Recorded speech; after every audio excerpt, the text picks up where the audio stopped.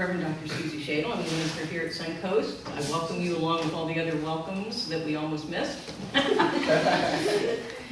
don't know what happened. I was so taken with how well you sang that song. So, we just completed our series on Get Real last week with Easter. And you notice that it was effective because remember for 6 weeks we've had the stage filled with bunnies and other sundry little animals who last week became real and they have hopped off and they have gone on to their destiny, which is to love children who may not feel loved, and for those children to love them so they know how to love. So we have contributed to the greater community. So thank you all for participating in that, for getting real and allowing some others to get real as well. So we're continuing sort of a spin-off from the series about getting real, because what happens when we get real and we get authentic is we have an opportunity then to get real clear about how we want that realness and that authenticity of our being to unfold and manifest and express itself. So we're going to focus on prayer, which is the power that we have to take that realness, that authenticity, and make it into what it is that we intend and what it is that we intend to live and to love living. So I want to start out with, I don't know why I do these things to myself, but I'm going to do it. Your clothes have a laundry number in them. Any person forgetting their laundry number is going to spend a night in the box. These here spoons you keep with you at all times. Any person losing their spoon is going to spend a night in the box. The last bell is at 8 o'clock. Any person not in their bunk at 8 o'clock is going to spend a night in the box. Any loud talker is going to spend a night in the box. I'm Carl, floor walker. My job is to keep order around here. Any person not keeping order is going to spend a night in the box. Now, some of you may have guessed that that's from the movie Cool Hand Luke. If you're not familiar with the movie, go rent it. It's one of the best movies ever.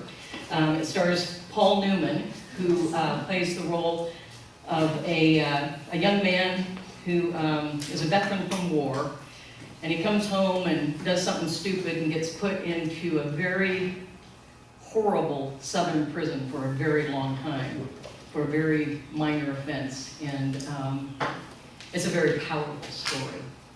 So I highly recommend it.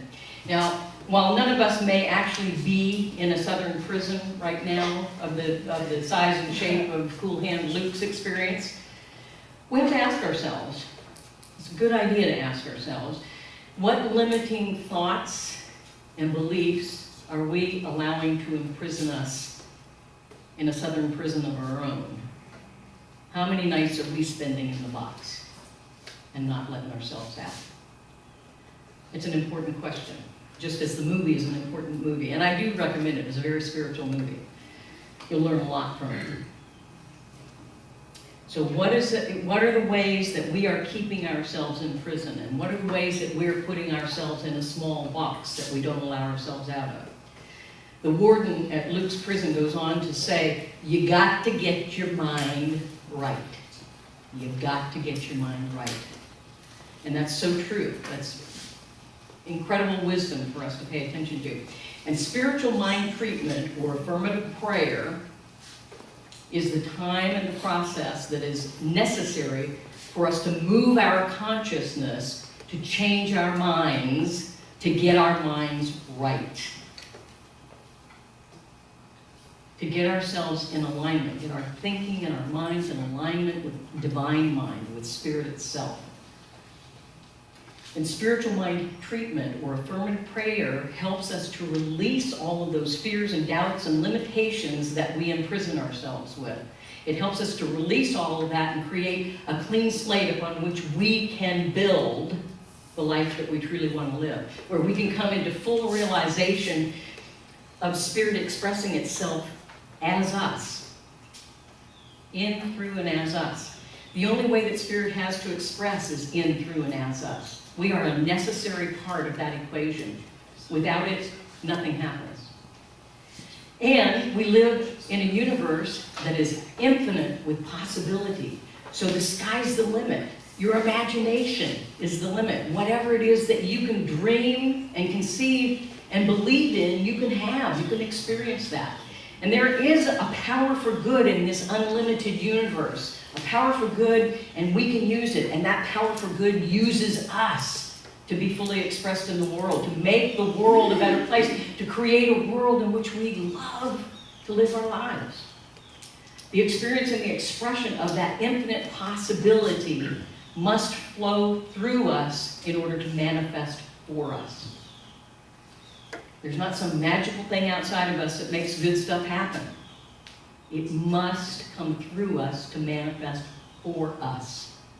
You don't get to be an outside looky-loo. You don't get to be a spectator. This is not a spectator sport, this life. Hate to tell you. If somebody sold you that ticket, you better go find them. Because they pulled one over on you. You got to be involved. You got to be fully involved in your own life. You know, our conscious and intentional thoughts give form, very specific form and direction to that infinite possibility that is yet unformed. It's like if I, threw you a ball of clay and said, here, do with it what you will. It's not going to be anything but a ball of clay until you do something with it. It's the same thing with our lives. It's just a blob until we do something with it in conspiracy with Spirit.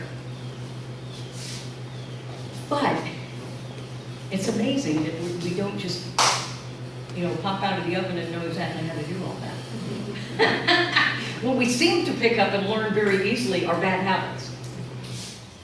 But we have the opportunity at any moment to retrain ourselves, to get our mind right. And we must train our minds to be in alignment with the divine mind and to think rightly, to make good use of our ability to think and to create. As Ernest Holmes, our founder, said, change your thinking, change your life. Your life will reflect what it is that you are thinking, believing, owning inside of you. It shows up outside. And as we remember who we truly are, who we really are, as we embrace our authentic beingness, we also embrace our own power to create, and to create consciously and intentionally, not accidentally or by default. Many of our lives are a reflection of creation by default because we're always creating. Every time you have a thought, you're creating something. As long as you're doing that, you may as well make it what it is you really want to experience. And so we have the power to do that, but we have to be awake, we have to be aware, we have to be conscious, we have to keep being in training. Pablo Casals, who was probably the greatest cellist to ever live. He was on some PBS interview or something. He was well into his 80s. And he said that he still practiced 6 to 8 hours a day. And the guy said, are you kidding me? I mean, you're a virtuoso. I mean, why do you still practice? He said, because I think I'm getting the hang of it. So we are a constant becoming. We're a constant evolving and becoming more authentically who we are. So it's a constant practice, a constant training to get better and better and better at creating the life that we love to live. So to move from where we are to where we want to be, we must acknowledge what's so right now. So this is not about spiritual bypass and pretending, oh, that's not really happening. I'll just, turn this way and then I just pretend that's not really going on in my life. We must acknowledge and say, yes, here's what's so in my life right now. And here is what's wanted. And that's where I'm going to put my energy and attention on what's wanted. But I have to work in the gap between what's so and what's wanted. That's where the energy happens. That's where the creation happens. In the gap between what's so and what's wanted. With a clear eye on where we're headed. Really clear, distinct. A very clear what of what it is that we want to experience. That's our most important job. A very clear what of what we want to experience in our lives. And we take that then, and we build a house of prayer. So, I'm going to do something else that I don't usually do. Class is starting. Oh, that doesn't work. Can you just put a cover over that? So we're going to build a house of prayer. There you go, thank you. This is unrehearsed, as you can see. Because I saw that easel, and I said, oh, I'll use that. So we build a house of prayer, but first I want to remind you what the 5 steps of affirmative prayer are. And the steps are recognition, where we recognize the allness of God. Unification, where we see ourselves as one with God. Realization, where we realize the truth that what we seek is already so. Thanksgiving, where we appreciate that we know all of that stuff that I just said, and that we accept it and receive it. And finally, release. We let it go and let it be. So those are the 5 steps. Recognition, unification, realization, thanksgiving, and release. Let's say that together. Recognition, unification, realization, thanksgiving, and release. Okay? So we're going to look at those just a little bit deeper. So the first one, this is recognition. Okay? Which is the foundation of our house. Okay? Would anybody here be silly enough to dream of building a house without a foundation? If so, I'm going to have you see a contractor after class. Okay? So we build on the foundation, which is recognition. Recognition that God is all life. God is all action. God is all power. God is all presence. God is pure spirit and fills all space. Spirit is all there is, and spirit is for our good. That's the foundational step of the house of prayer that we're building. Second step, unification. So unification, we put right on top of here. Okay? Unification. Sorry, don't worry about my handwriting. I'm telling you what I'm writing. So this is the inner subflooring of our house. So you remember, any of you who have replaced your carpeting or your hardwood know that there's a subfloor that goes right on top of the foundation, and then you start to build from there. So that's the next step, unification or the inner subflooring. So now we're starting to build up a little bit. So unification is simply saying that spirit is within and all around every single one of us. That I am one with spirit, and I am one with all of the qualities and attributes of spirit. And you notice that subfloor and that foundation go like this. They become one. Okay? So the third part of our house that we're going to build is realization. So we're going to put this here. Now we're going up here, and we've got realization. I love this step. That is such a cool step, because we think it's like something mysterious about it, but it's not. Realizing, hey, bing! I now realize the truth that God is all there is. I am one with God. So I realize, wow, if God is all there is, that means everything. And I'm one with that. That means I'm realizing the truth that everything, oh my gosh, the things I thought I don't have, I actually do. Because God is all there is, I'm one with God, and there we go. Oh my God, this is the greatest thing. And I liken that in our house to the living room, because this is where we want to live, folks. This is the living room in our house that we built on a foundation with an inner subfloor that reminds us of the oneness, and now we're living in that. Okay? You with me? So the realization is that my thoughts and my beliefs, my consciousness are reflected in my outer life experience. I realize the truth. Spirit is all there is. I am one with spirit. Therefore, that which I seek is already so in my life when I open my eyes to actually apprehend it, to see it, to own it. I'm with one with all I seek.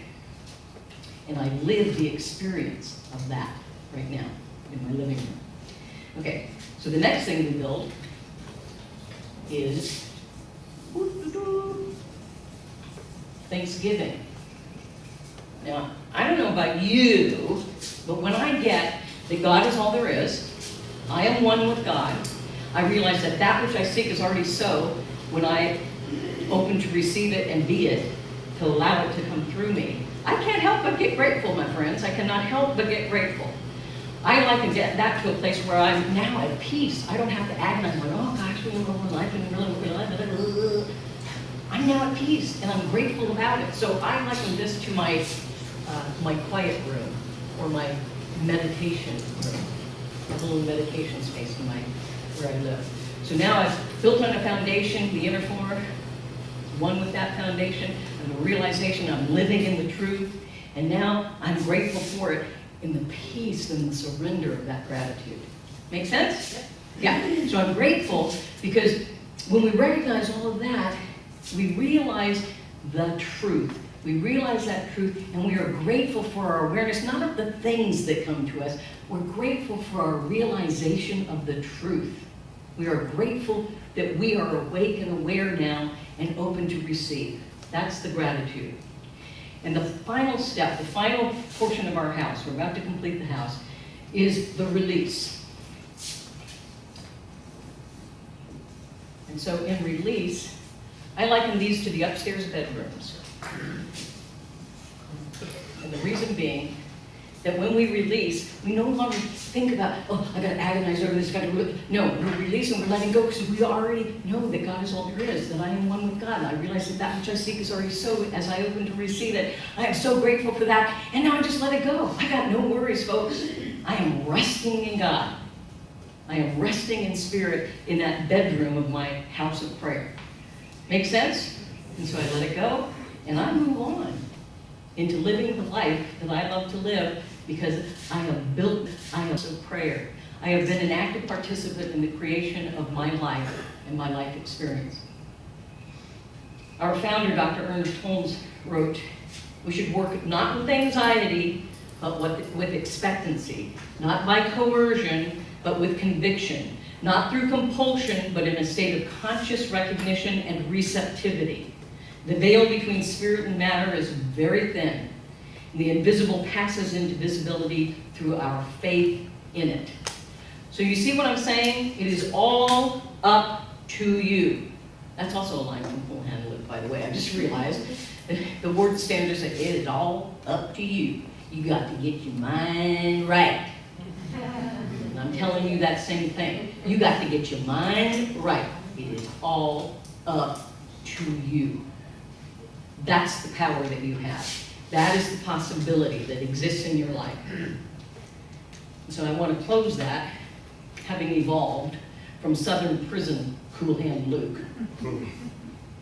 into Science of Mind Luke. This here tool called Spiritual Mind Treatment Affirmative Prayer you keep with you at all times. Any person who uses this tool aligns with the creative power of spirit for good. We live in an abundant and a friendly universe, and any person who knows this opens to infinite possibilities. As religious science, Luke, vividly envision in your mind and inwardly feel the experience in your heart of what it is that you wish to experience and express in your life. You got to get your mind right, and you got to keep your mind right. It is all up to you. And so it is. And now, for your further entertainment, we have yet another surprise. And this, unlike the other portions of the service that I messed up, is not rehearsed, so it'll probably go really well. I'm going to have Susan and Tom, who are two of our very powerful practitioners, come up here, and they are going to demonstrate for you the power of prayer. They're going to do, this is actual, this is real, this is not rehearsed, this is not made up. You're going to see real prayer being done right here and right now.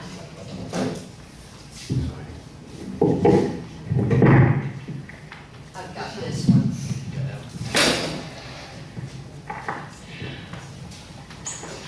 Actually, we weren't told that we were to do any prep or anything other than we were to come up here and demonstrate prayer. And a couple of things came to me that I did want to bring out to you. When you hear us pray, and when we pray with you, you will not always hear us very clearly go step 1, 2, 3, 4, 5. We may bounce around a bit. And particularly when we get down here to the realization and the thanksgiving, oh, the lines kind of blur. Yep. We may say we're grateful for something that's really part of the realization and bounce back and forth. Today we're going to try, or I'm going to try to keep them relatively straight for you. It's not critical that you follow this recipe precisely, but it is critical that you have the parts. And most important, it's critical that they're in here, that it's in your consciousness, that it's inside you. Because otherwise, what we have here is a failure to communicate. And we are part of spirit. So we want to communicate and know that we are part of spirit. And as I said, we haven't rehearsed this, so Susan's going to give me something, and hopefully it won't be a stumper.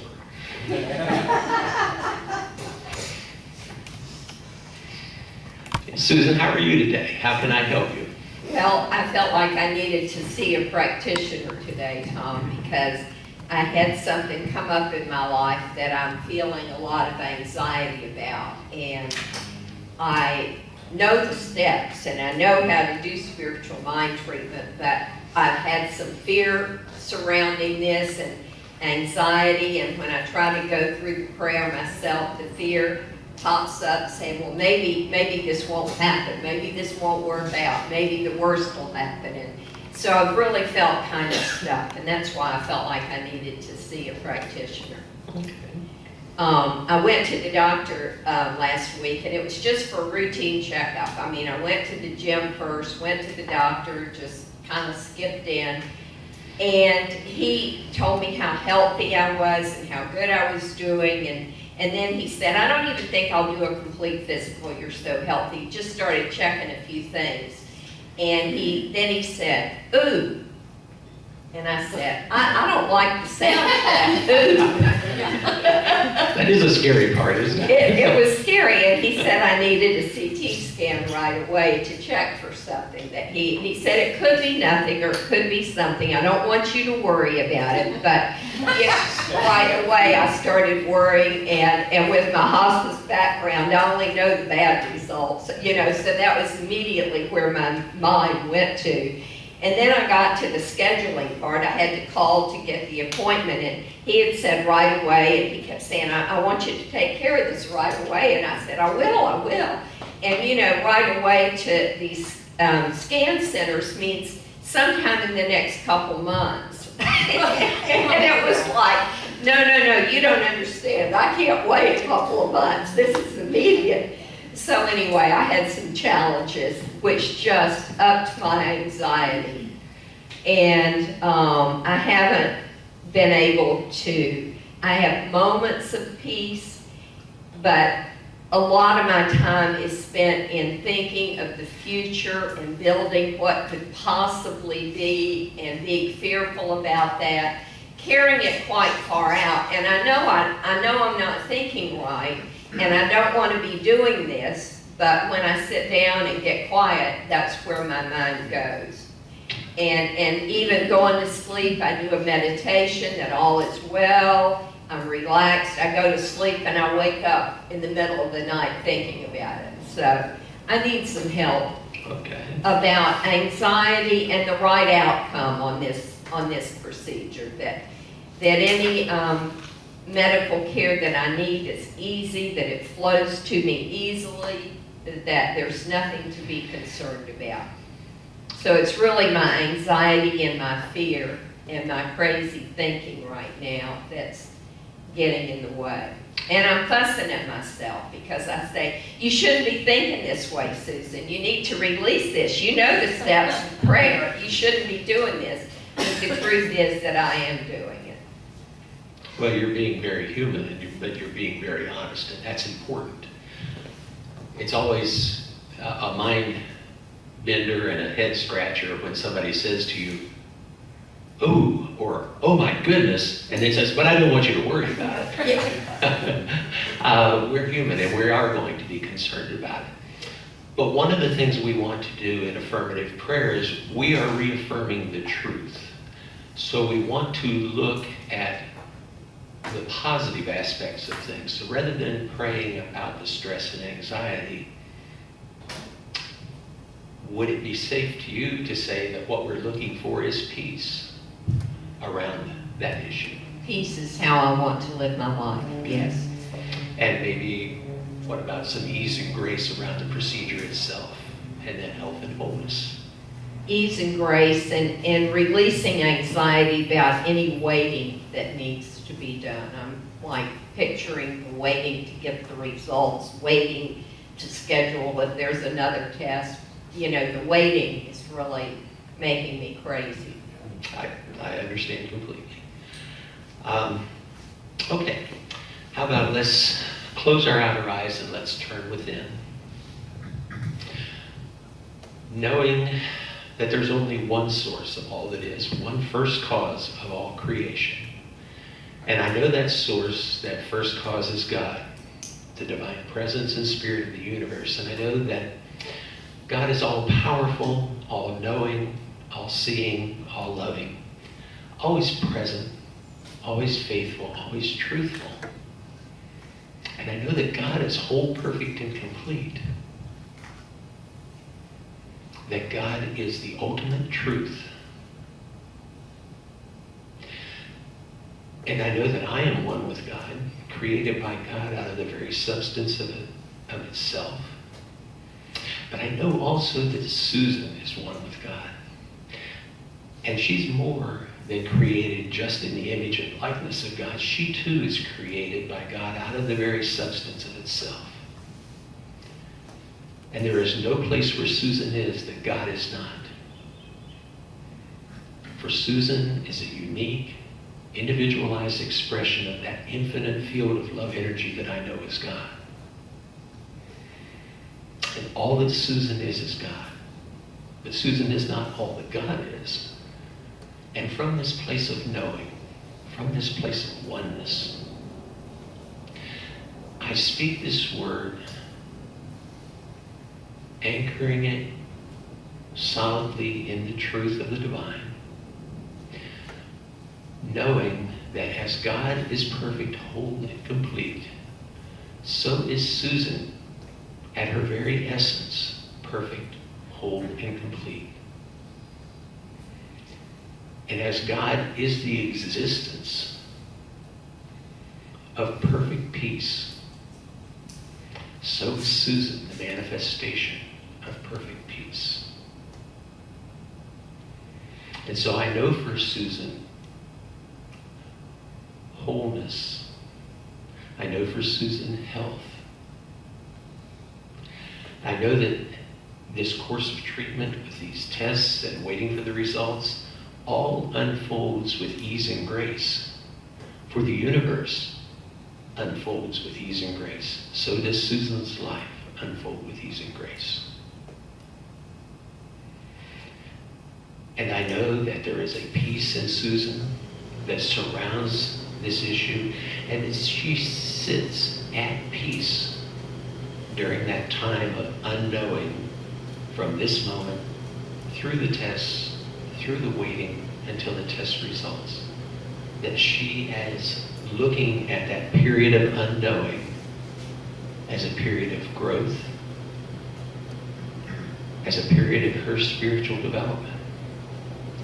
Knowing that she is never alone, because Spirit is not just with her, not just in her, not just acting through her, but Spirit is Susan. For Susan is a manifestation of Spirit in human form, in physical form. And so when I say Susan is perfect, whole, and complete, I am knowing that she is, as Spirit, perfect, whole, and complete. And I'm grateful. I'm grateful for Susan's oneness with God, for Susan's oneness with Spirit. I'm grateful that I am one with Susan and she is one with me. I'm grateful for Susan's wholeness and for her health. I'm grateful for the ease and grace with which her life unfolds. And I'm grateful for the perfect peace that surrounds her. For she is held every moment by Spirit in a cocoon of love and peace. And I'm grateful for the fulfillment of this word. And so I release this word into the law, knowing that it's already fulfilled. It was fulfilled in the mind of God at the very instant it became a thought in Susan's mind. It was fulfilled in the mind of God before it was even spoken. And I know that this word is perfect. I know that it's good and very good, and I know that it's true. And I know that the universe always answers yes. And so I released this word and asked Susan to join in me in releasing it by saying together, and so it is.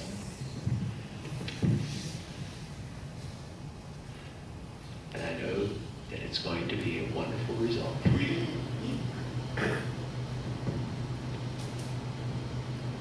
Thank you. You're very welcome.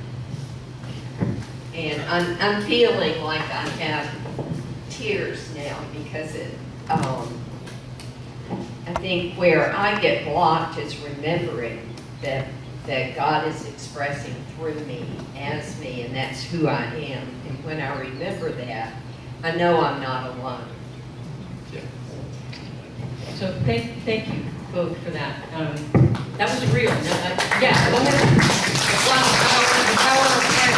I hope that you also felt that inner shift that Susan felt, that inner shift. And know that, all of us, ministers, practitioners, all of us, sometimes, the hardest thing I ever have to do is pray for myself. Because I'm in the woods, So we all need another person to know that truth with and for us sometimes. Susan's been a practitioner a long time. There's no shame in that. It's, welcome to the human race. We are both human and divine. And sometimes we need to be reminded of the truth of who we are. We need to be reminded of that divinity.